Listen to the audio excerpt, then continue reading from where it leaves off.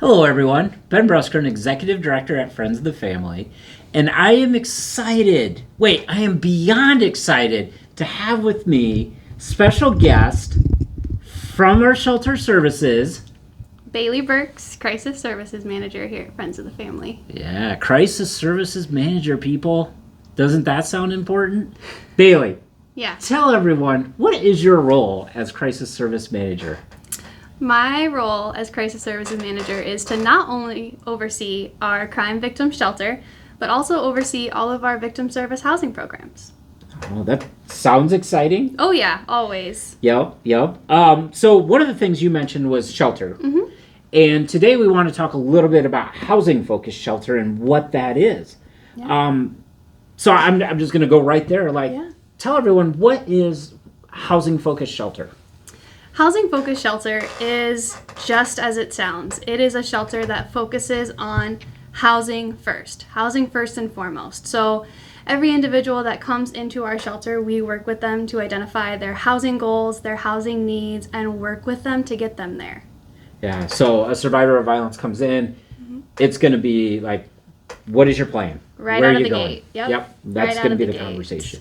You guys also do a little bit of safety planning because that's an important piece. And I don't know, I don't think people are familiar with safety planning either. Maybe just a couple of words on what does that also mean when you talk about safety planning with someone? Yeah, so safety planning is critical with anybody leaving a situation that is unsafe and dangerous because it helps them get out safely. It helps them have a plan in place for not only themselves, but if they have kiddos, pets, it really just helps them feel secure and confident in their ability to keep themselves and their families safe in dangerous situations. It also comes in handy when they're moving into housing of their own for maybe the first time. How are you going to keep yourself safe in your new unit? What might you need to help feel safe in your new unit? Yep. So two things they're going to get coming into shelter. Yeah. They're going to get those housing conversations and they're going to get that safety planning put in place. What impact do you think we have had putting housing focused shelter in place? Like, how do you think that's changed our services or the way we do business or even the outcomes that people are experiencing?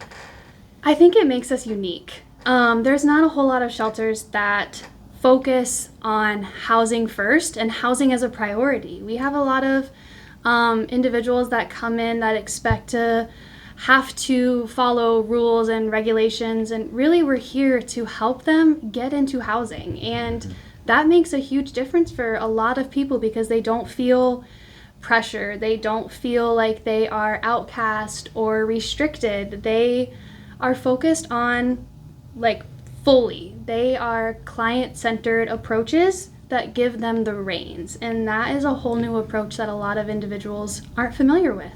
Yeah, I love the fact you said unique because it actually sits in our three uniques as an agency. What separates us is that housing focused shelter. So what is the average length of stay for somebody that comes into shelter with FOF? Right now, it's about 12 to 14 days. And it can look anywhere from rapidly resolving, meaning they relocate to live with family or friends, or they find a new unit where they might just need 1 or 2 months of assistance and then they're able to sustain on their own. We are usually about a 30-day stay, but with our new housing-focused policies and practices, we're seeing that decrease substantially. And it's better for the clients. Oh, absolutely. A lot of shelters focus on healing and recovery in these shelter programs when, in all honesty, shelters, especially communal living environments, can be traumatizing and triggering, especially living with other individuals coming out of dangerous situations. So when we're trying to fast-track individuals through shelter and getting them into their own environments where they can feel safe and make their space just what they need it to be, it makes all of the difference. Yeah. I spent a lot of time just talking about the fact that we're focused on that number of days in shelter coming down because really if your community has long shelter stays, that means you don't have housing options for them. Correct. And that's just not a positive. It doesn't move people forward. It doesn't move that needle forward, and it doesn't get us close to ending homelessness or creating more safety for people. Now, I do want to go back. You mentioned pets, and I think you have a terrific story when it comes to your own pet. Now, Yes. First, how many dogs do you have? I have 3. Would you have more if you could? Oh, absolutely. Absolutely. Yes. What's the cap? Well, in Bremer County, 6 is the legal limit before you become a shelter. Yes, Okay. I know that. We've looked into it. Okay, very cool. But anyway, so you have a dog. What's this dog's name? Finn. This dog is guilty. Yes. If a dog can be guilty. This dog is Of guilty. doing what? I am now infamously known, thanks to Finn, for being the staff member whose work laptop, was eaten by a dog. Your laptop Yes. is eaten by a dog. Yes, and it sounds like a really off-brand, my dog ate my homework, but I have a Great Dane with no manners. So he stopped, didn't want me to go to work anymore. So he tried to stop me and ate my laptop. Yeah, this is great because since this has happened, Bailee has started her own dog training school. As you can tell, she's very good at it, very disciplined. It's $100 an hour. All proceeds go to charity too, I believe. Shelter. Yeah, see? Go to shelter. This is perfect. So, get your dog trained, donate to the FOF or shelter. Maybe it's your dog shelter. I don't know. One of the two, but we'll get that taken care of if that's where you want to go. The other thing, shelter's a 24/7 service. Yes. And you rely upon some great people to get you through that service. Talk a little bit about the pressures and even the staffing of shelter. Yeah. So it is hard to keep shelter staffed 24/7, and it takes an incredible group of people to do so. Our shelter staff are the most amazing group of humans I've ever met. They come in with a passion for this work, and even in the toughest of situations, they don't let that passion falter. They all have that strength and the real belief in our mission that everybody has a home, and they're all here to be a part of that. And that is why shelter runs the way that it does. Yeah, shout out to the crisis advocates with FOF. I mean, in the end, it is such a hard job, and they make this agency go. Oh, yeah. And we wouldn't be where we are today without them. Again, you mentioned the vision. Everyone has a home.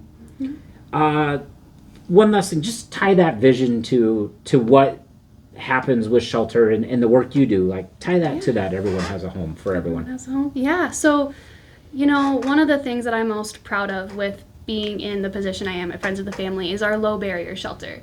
So we don't require people to have their ducks in a row or A, B, C, D done. We meet them where they're at, and we understand and recognize that housing is a basic human right, and we operate with that knowledge and that belief.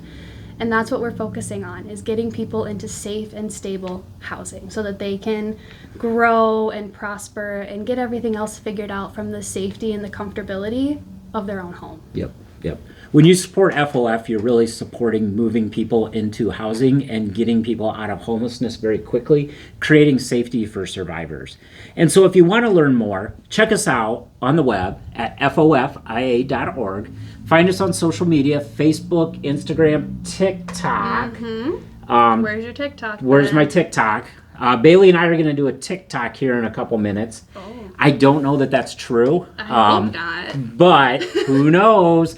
Find us there. Find us on LinkedIn. Bailee, thank you for joining me today. Thanks It's for been having me. awesome to talk with you. Yeah. And I look forward to talking to everyone soon.